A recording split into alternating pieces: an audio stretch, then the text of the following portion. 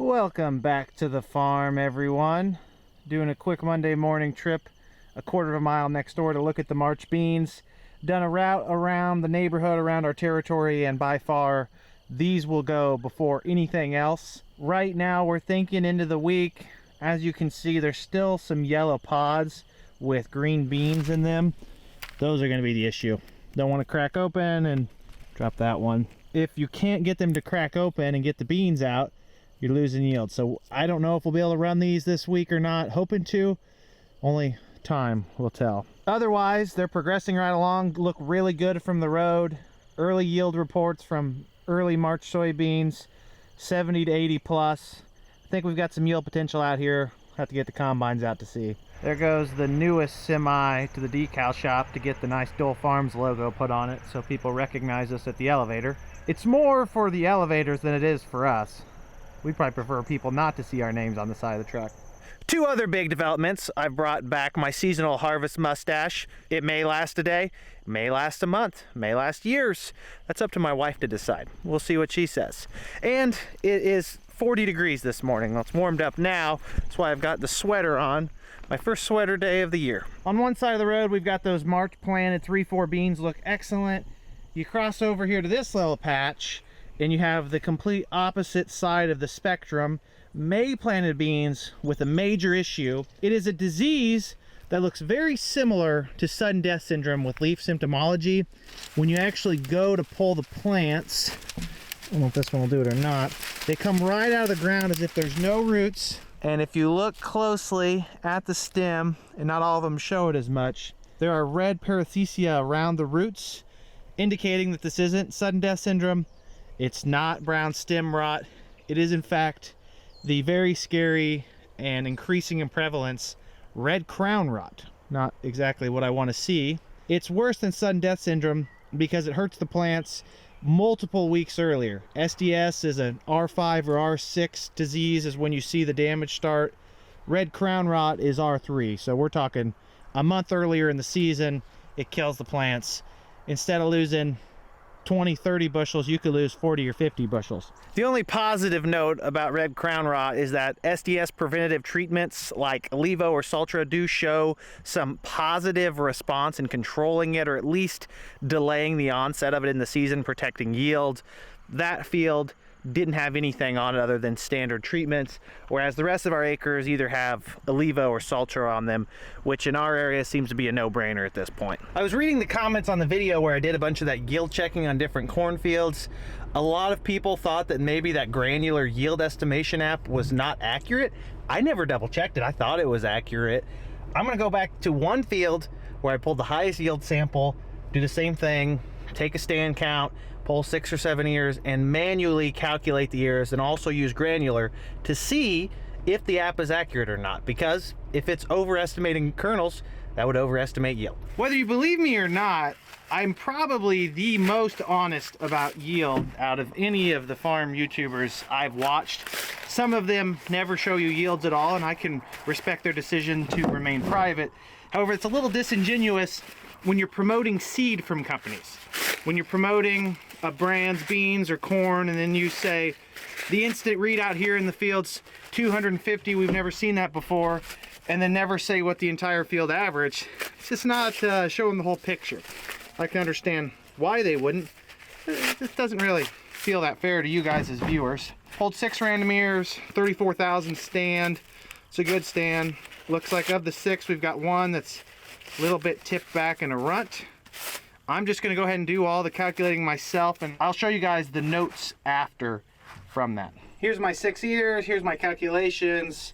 It looks like on average, I'm about 10 to 20% lighter on the hand count versus the granular computerized photo-based estimation.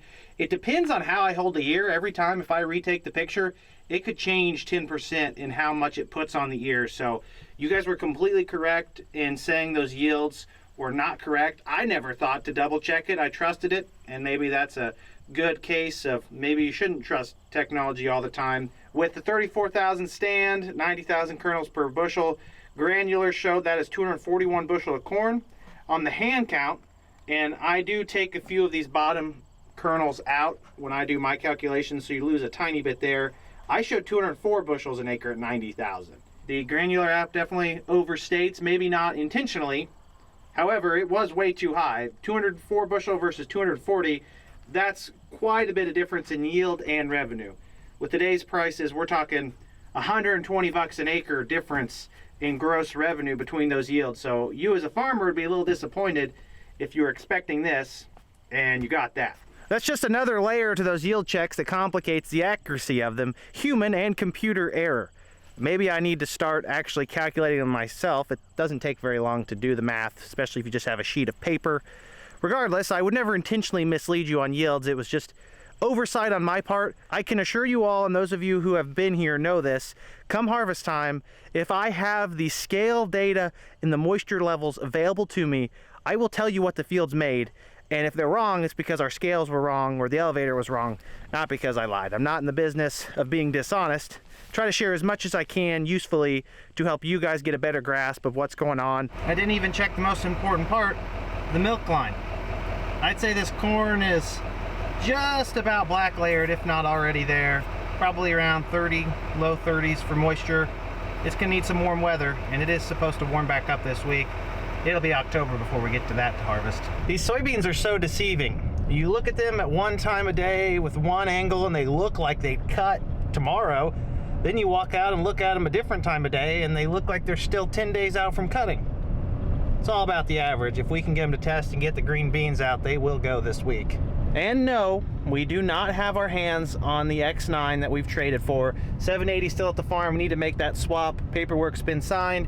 Just a matter of them finishing everything up at the dealership, getting the draper for it ready. Then we'll bring it out and do the finishing touches. It's in Mattoon. However, they're providing labor to service it, change some oil on it, chopper oil, reverser oil, a few other things, and then installing a grain tank extension, among other things. It's almost there.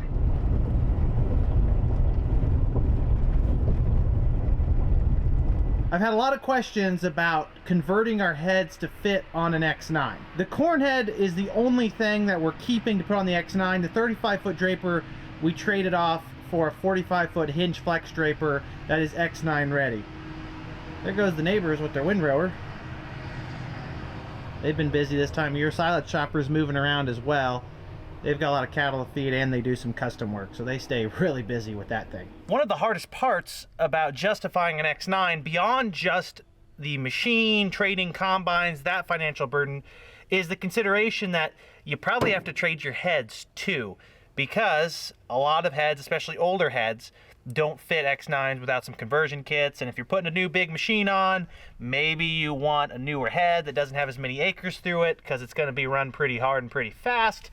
Definitely understandable. What I gathered from Sloan's, our John Deere dealer, salesman, shop foreman there, Chris, Troy, our salesman, and then Ron from Hartung Family Farms, who, although runs red equipment on his family farm, is an X9 engineer. I mean, he knows X9s like the back of his hand. Any head made from Deere, built from 21 or 22 and after, is pre-designed to be able to fit either an S-Series combine or an X-Series combine. This corn head is a perfect example. It's a 22 or a 23, and I was going to do it today. However, my boss, who also loves to work and must have not had anything better to do on Saturday, came in and did it, removed a plate here on the feeder house area of the frame on both sides. He said it took about an hour and a half, and because he removed it, it widened up the feeder house. The X9 has about a foot wider or 18-inch wider feeder house than a 7 Series combine, and now our C12F corn head should fit the X9. The multi-coupler didn't need any changes. All they needed to do was widen the feeder house, and Deere thought ahead enough to make the newer heads compatible both ways. That's pretty slick. Corn heads are simple. I think the drapers are a little bit more complicated. I believe originally the edge was right here on both sides. So some plates removed there, and then some plates removed here to add that extra width to fit the bigger feeder house in. This is actually a great visual representation. We've got the 780 behind there. There's a little bit of a depth perception illusion going on because I'm here closer to the corn head and the other combine's farther away. The feeder house right now is set up for the X9. That's the 7 Series feeder house back there. It's just so much narrower on the old combine. The new one is just set up to run so much grain through. I backed up some to hopefully reduce the optical illusion. Either way, much bigger feeder house on the X9. There are absolutely zero plans of trading this in for a 16-row corn head. Our planters are on 24 rows.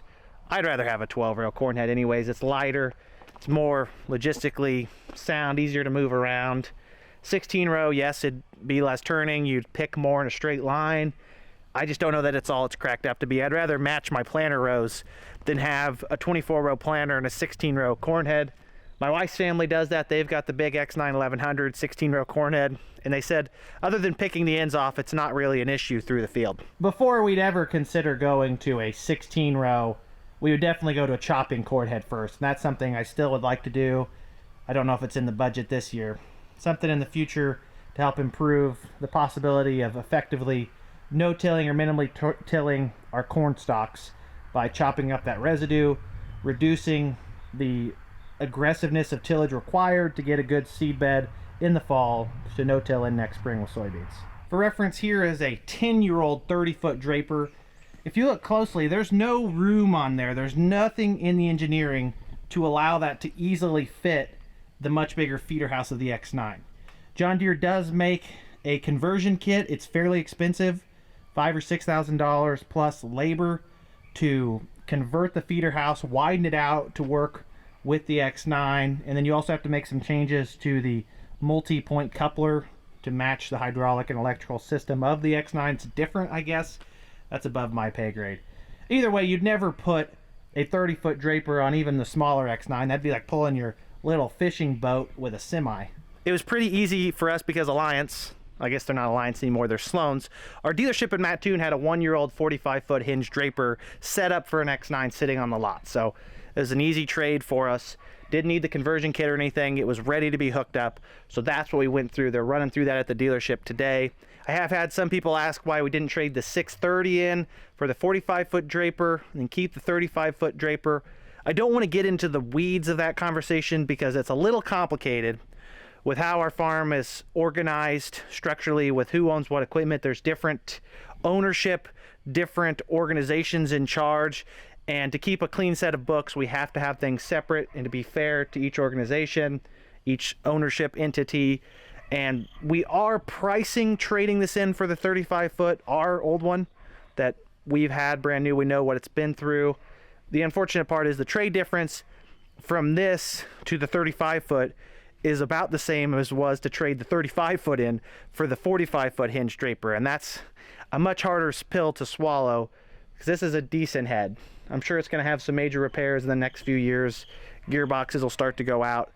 It is ours. We know what's been through. It's been well maintained. It's got new belts on it, a fancy shark fin diverter in the middle, flip over reel. So we're not going to spend $35,000 to trade this in for a 5-year newer, 5-foot wider head. If we could get it done for less than that, we'd consider it. Just don't know that Sloan's is going to move that much. It's amazing how much talking I can get done in a short amount of time without even doing any legitimately productive work. If we do trade this for the 35-foot draper, I'll have to service it because I've not turned a wrench on that thing. Here comes my boss with my orders for the day. Doing some rearranging first thing. Getting the bin sites cleaned up so we can start shutting them up and getting ready to harvest.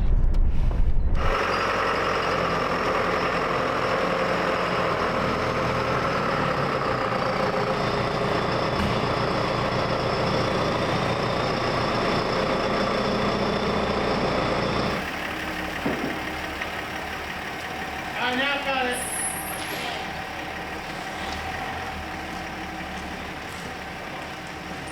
Am I in? Yeah, you're in.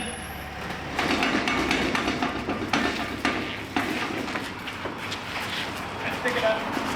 Yeah. Hold it.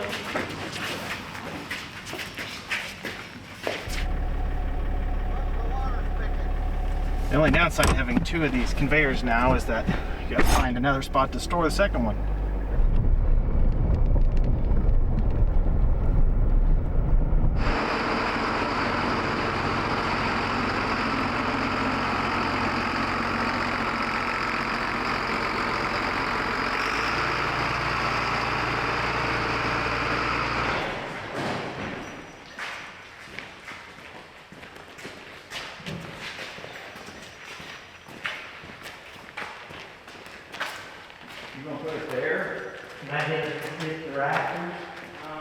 It doesn't look that long when it's outside. When you put it inside, it does. I thought it was longer. We could put it over there when we move the trailer. Yeah, we could. Let's do this for now. I thought you were gonna drop out on my toe. I thought about it. After a pretty slow start to the morning, Mother Nature's doing her part right now to bring harvest along. Temperatures are in the mid 70s already, gonna get up into 80. That should dry the corn down and progress the beans a little further.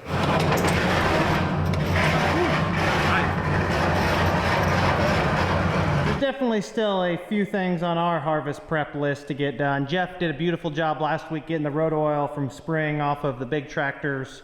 Waxed them as well, they look great. We have one trailer to get out of the shed still. The augers, we may wait on cutting those March beans to get easier access to the old shed they're in without having to run over beans. And I don't think we're gonna be binning much corn in the next 2 weeks anyways with augers. And lastly, we've got the old grain cart that needs drug out of its corner where it's sat for the last 9 months. Some of you asked if there'd be any changes to the grain cart situation, and the short answer is no, nothing's been discussed. For now, there should be plenty of cart. A bigger cart does not really fix your logistical bottleneck. It just allows you to hold more grain at the field. If your truck can't keep up, a bigger cart's not going to do you any favors.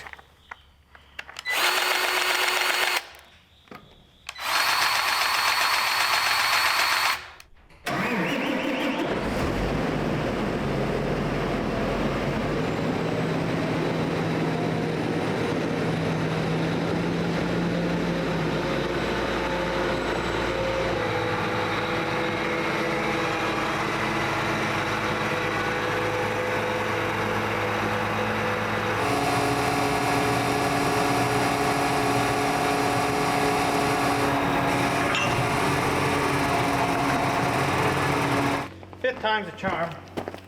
I only got it to fall into place.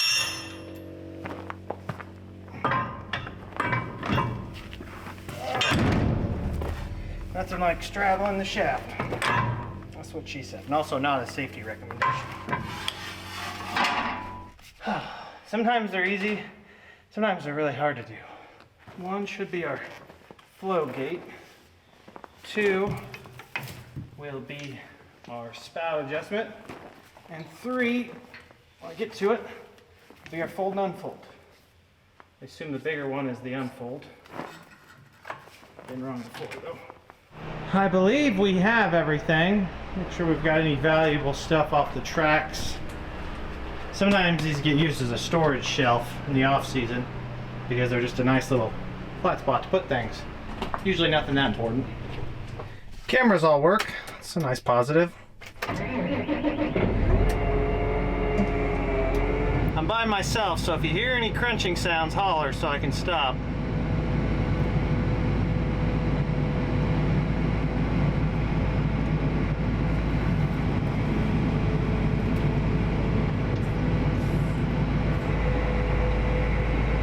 Made it there. Make sure we clear the door stop with the tracks. Don't know if that'd be an issue. Don't want to find out. Okay, looks like we missed it. That's pretty easy. Jeff's waxing a semi today, arguably being more productive than I am. The hydraulics aren't even remotely close to correctly labeled. 3 is the slide. I thought that was the auger unfold. 2 is the unfold. And 1 is the spout adjust. So I have to move those around too while I'm out servicing. Gotta remember this. 3 was the slide. So I want that on 1.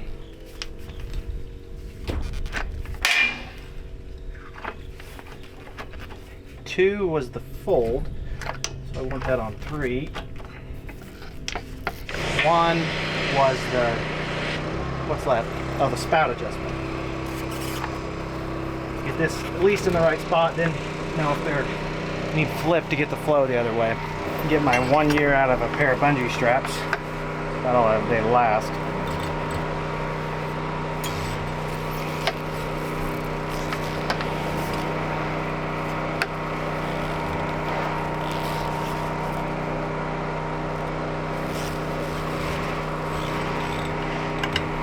Might actually be good enough.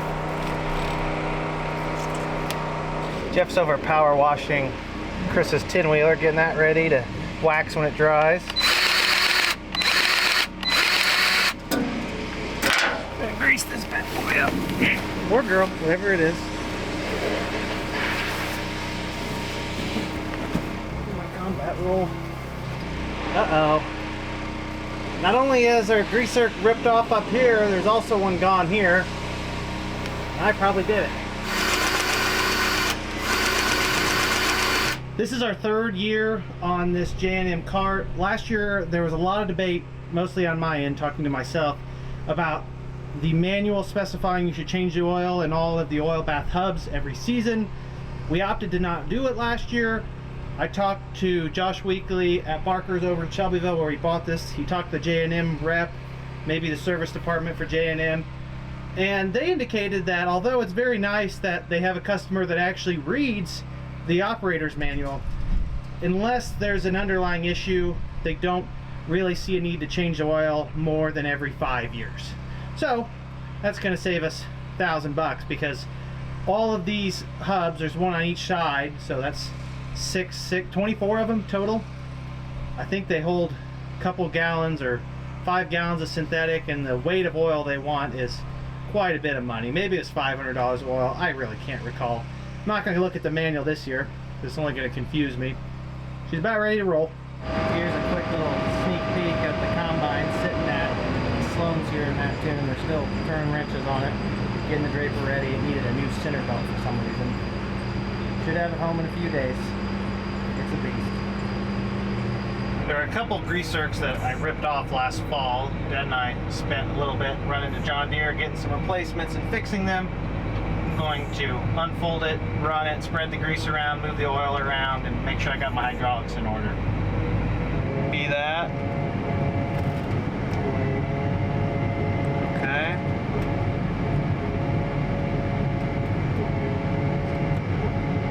Green works. 2 should be my spout. Perfect.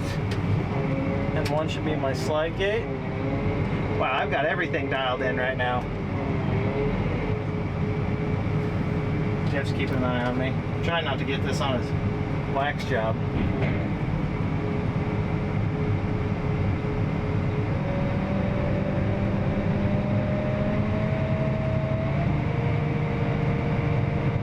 For the life of me, I couldn't figure out why the auger wouldn't fold in, and then I remembered this has the lock and load system.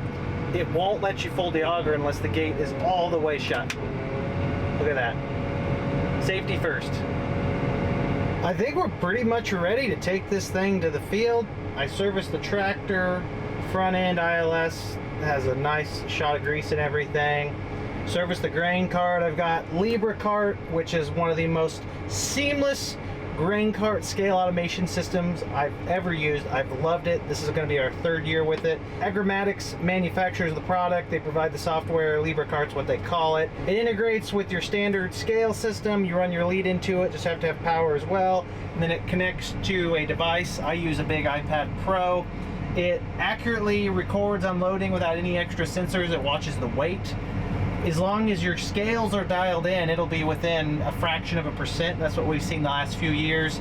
Use the iPad as a scale head display. You can move to different fields. You gotta have your crop set right. You can change your moisture if you want to do shrink. It also can integrate a grain cart based moisture monitor if you want to install one. We're not that advanced. Be super useful for tracking loads to your bin sites. You're trying to stay on top of those things. I love LibraCart. I would highly, highly recommend that you at least look into it. Go over to Agromatics website, look into LibraCart, or if you see them at a farm show, tell them I sent you and you're interested to hear more. It's awesome how seamless it is. There's no extra sensors unless you want to put the moisture sensor in, but that's an added premium deal if you're into that kind of stuff. We're pretty basic, and this has been great. I'm excited to get it out in the field again this year so I can give you guys nice, accurate yield reports. Almost ready to party. Just need those beans to mature a tiny bit more and that X9 to be ready. They said they had to order some parts for the draper that they didn't have in stock, so it's going to be another day on that one, at least. Grain carts are fun because you can't see behind them, so you never know what you're going to run into. I need to clean my windows. and my mirrors. Get her nice and shined up for harvest 2025. While I was waiting for the depth to clear so I could shut the battery off, I went ahead and just took the extended display out of the 8R370. It provides no value in the grain cart tractor.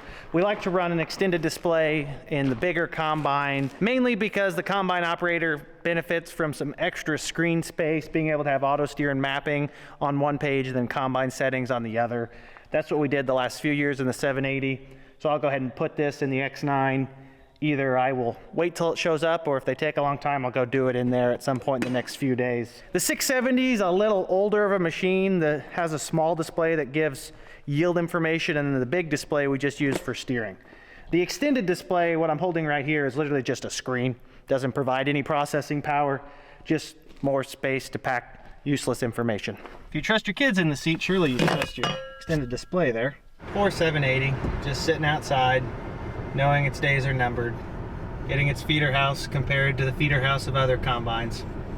Not a great life, but it was a good combine for us.